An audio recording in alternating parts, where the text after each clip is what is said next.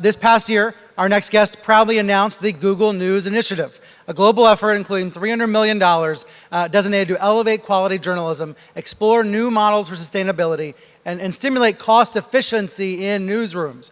You heard earlier that $1 million is going to be going to the foundation here. In the world of online news, this next guest has been a pioneer, an innovator, and an influencer long before the expression influencer actually existed. In the category of viewing a painting, of someone viewing a painting, if you Google our next guest, you will find out he's the Vice President of News at Google. He guides Google's strategies in the ever-changing media ecosystem, and he oversees their news and media-related products. He's not only been a witness to the transformation of the news industry in the digital age, but also a positive engine in that transformation. He's someone that people like myself call on for insights and information. So to tell us why news matters in the digital media ecosystem, please welcome Richard Gingras. All right.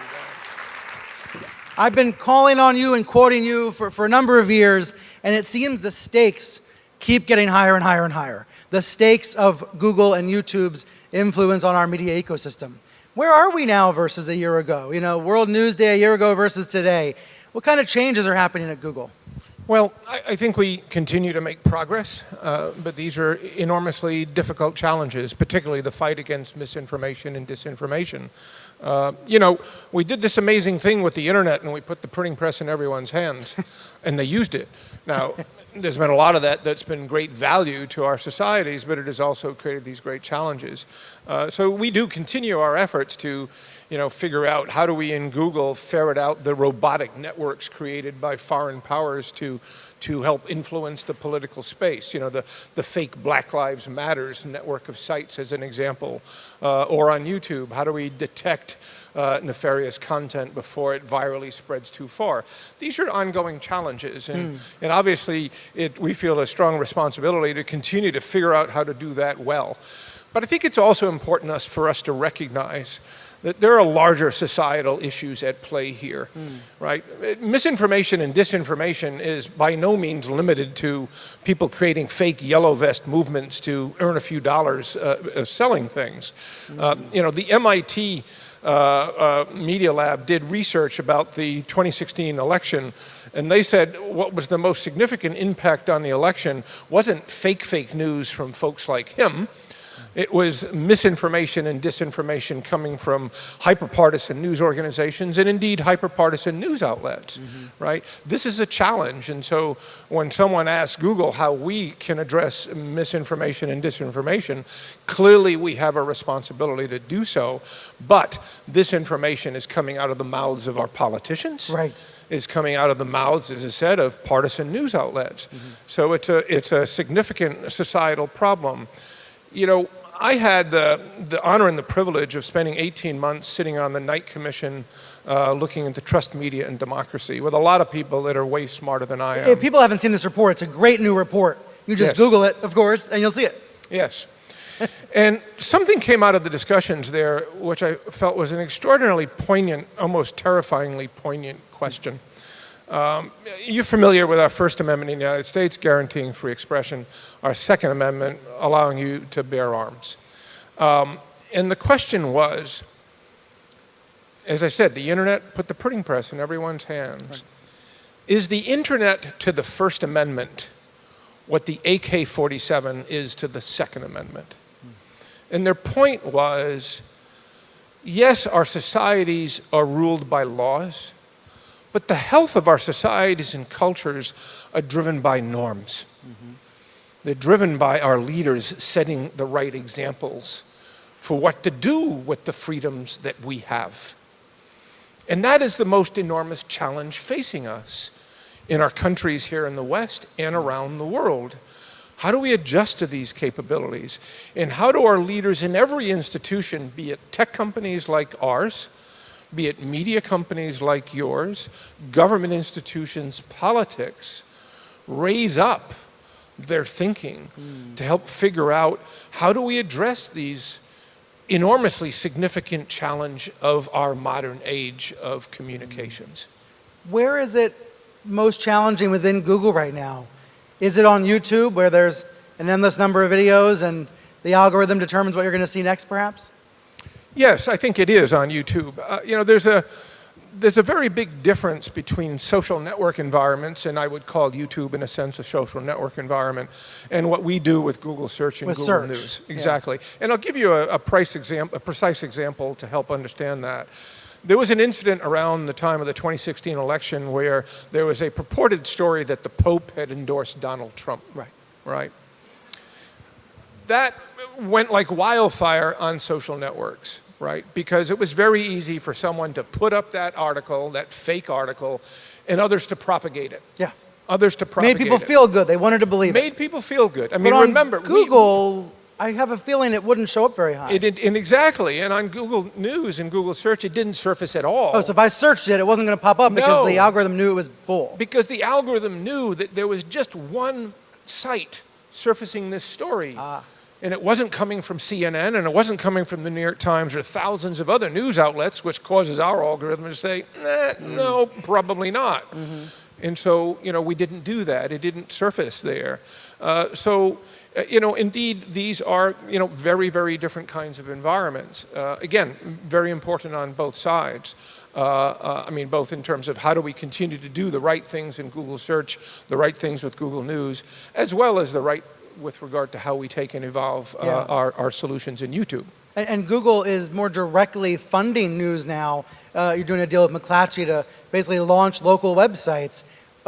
Why that move? Is it because there's this perception that Google has chewed up the ad business and hurt a lot of local news outlets?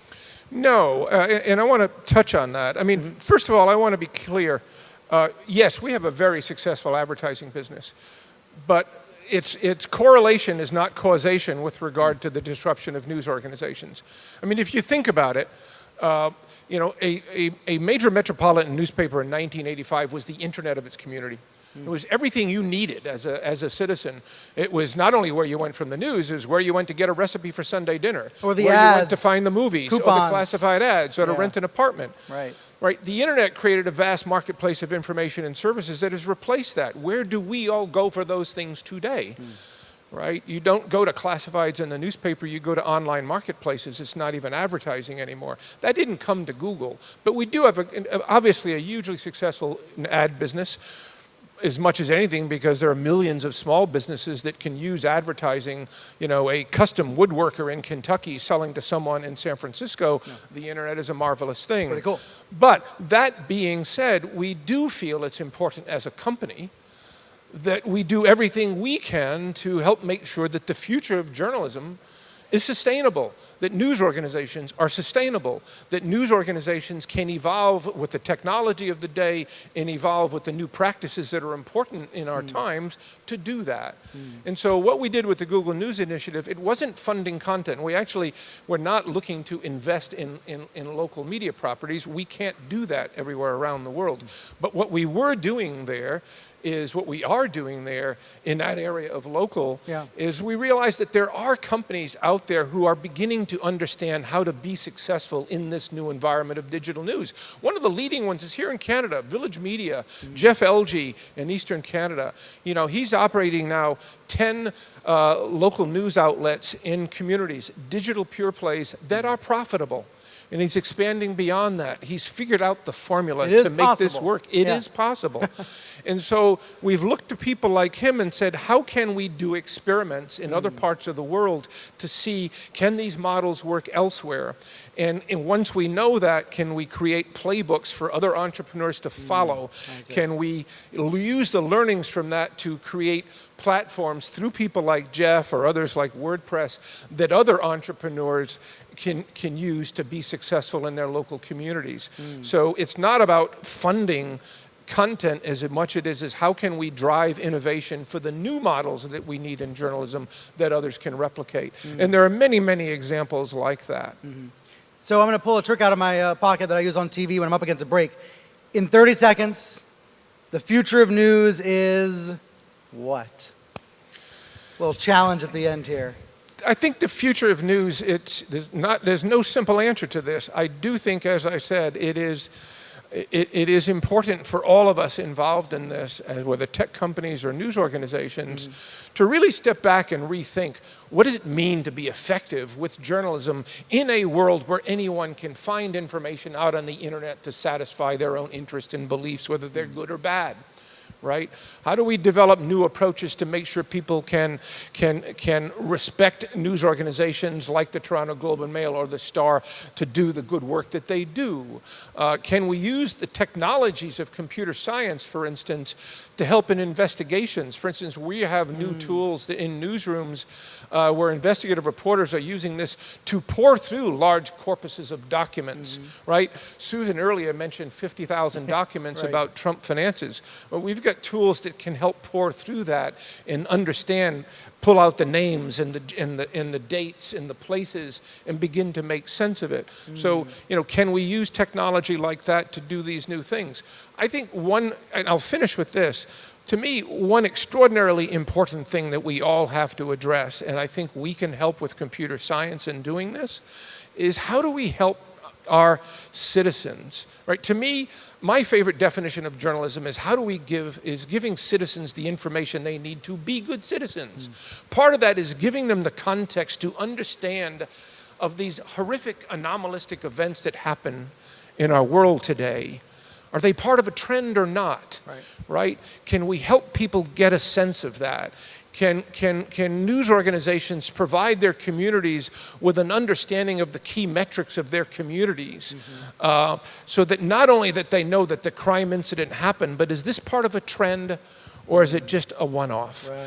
The main point being, can we evolve our practices of journalism, our approaches to journalism, such that when people go to the polls, they're voting with the right information in their heads, right? It pains me when I see that people are going to the polls in a farming community in Iowa and are voting based on an unfounded fear in terrorism in their communities, when the real issue in their communities might be the state of the educational system or the use of pesticides in their farming fields. Right? That's what I hope we can do as we evolve journalism, and I just want to make sure that Google can do its part in helping us get there. I oftentimes think about my program thinking, am I going to make people smarter today or make them a little less smart? And that's a measurement every day we can all make in our newsrooms. Richard, thank you so much. Great talking with you. Thank you.